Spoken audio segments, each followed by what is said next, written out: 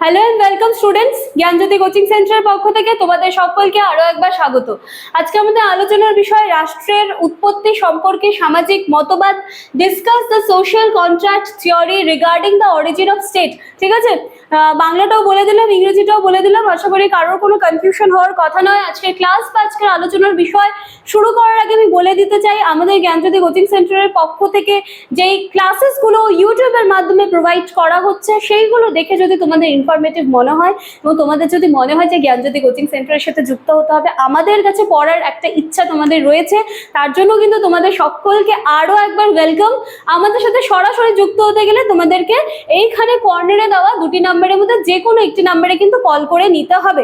ঠিক আছে, কল করলে কিন্তু তোমরা তোমাদের মধ্যে যদি কোর্স ফি নিয়ে কিছু ডাউট থাকে সেটা ক্লিয়ার করে নিতে পারবে, বা তোমাদের সাবজেক্টস গুলো নিয়ে যদি কোনো কনফিউশন থাকে সেটাও ক্লিয়ার করে নিতে পারবে।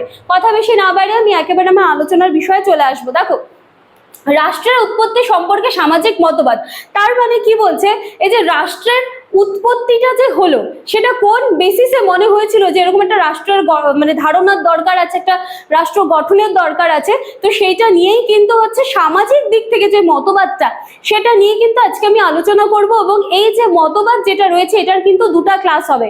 আজকে তোমরা পার্ট 1 পাচ্ছ, যেখানে আমি টমাস হবসের মতামত যেটা রয়েছে সেটা আলোচনা করব, এবং পরের দিনে কিন্তু আরো দুজন যারা রয়েছেন তাদের মতামত কিন্তু আলোচনা করব, জন লক এবং জ্যাক্স রুশোর মতামত। ঠিক আছে, দেখো একটা সময় মানে যখন হচ্ছে যে রাষ্ট্রের কনসেপ্টটা তৈরি হয়নি, ঠিক আছে, সেই সময় কিন্তু রাষ্ট্রের উৎপত্তি সম্পর্কে অনেক ধরনের মতবাদ কিন্তু প্রচলিত ছিল, যার মধ্যে থেকে অন্যতম ছিল কিন্তু এই সামাজিক মতবাদটা। এবং যখন দেখো তোমরা হয়তো দেখতে পাচ্ছ প্রাক সামাজিক এবং প্রাক রাষ্ট্রীয়, এই ব্যাপারটা আমি লিখেছি। এই ব্যাপারটা কি, দেখো সমাজে যখন হচ্ছে মানে সামাজিক এই কনসেপ্টটা যখন ছিল না, তখন মানুষদের মানে তারা কিন্তু হচ্ছে তাদেরকে কন্ট্রোল করার মতন কেউ ছিল না, বা সমাজ বলে যে একটা জিনিস হয় যেখানে হচ্ছে সংঘবদ্ধভাবে থাকতে হবে, এইরকম কোনো কিন্তু প্রতিষ্ঠান বা সংস্থা কিন্তু কিছু ছিল না। তো সেইটাকে বলা হচ্ছে প্রাক সামাজিক। তারপরে এলো হচ্ছে প্রাক রাষ্ট্রীয়, তার মানে হচ্ছে এখানেও দেখা যেত যে রাষ্ট্র সম্পর্কে কিন্তু কোনো কনসেপ্ট বা ধারণা সেইভাবে কিন্তু গঠিত হয়নি, মানুষ কিন্তু একটা গোষ্ঠীর মধ্যে বসবাস করত। তো সেইটা হচ্ছে প্রাক সামাজিক এবং প্রাক রাষ্ট্রীয় অবস্থা। এবং এই সবকিছু নিরিখে দাঁড়িয়ে মানুষের একসময় মনে হলো যে না, রাষ্ট্রের একটা উৎপত্তির প্রয়োজন রয়েছে, বা এই যে প্রাক সামাজিক যে ব্যাপারটা, এখান থেকে কিন্তু একটা সমাজের প্রয়োজন কিন্তু রয়েছে। তো এটাই হচ্ছে পুরো ব্যাপারটা। এইবারে দেখো, আমি বললাম যে টমাস হবসের যে মতামত রয়েছে সেইটা আমি আজকে আলোচনা করব। তাহলে দেখো, ইংরেজ চিন্তাবিদ ছিলেন হচ্ছে টমাস হবস। ঠিক আছে, টমাস হবস ছিলেন ইংরেজ চিন্তাবিদ। ওনার লেখা একটা গ্রন্থ ছিল লেভিয়াথান।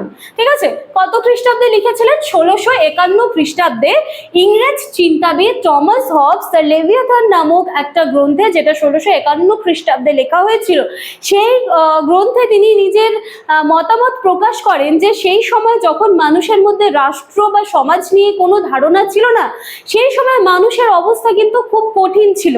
তাদের লাইফস্টাইল এরকম হয়ে গিয়েছিল যে তাদেরকে রুল করার মতন কেউ ছিল না, তারা ছন্নছাড়া ভাবে বসবাস করত, এবং তাদের মধ্যে হচ্ছে ঘৃণ্য, দারিদ্র, মানে ক্ষণস্থায়ী এই ব্যাপারগুলো কিন্তু তাদের মধ্যে দেখা দিচ্ছিল।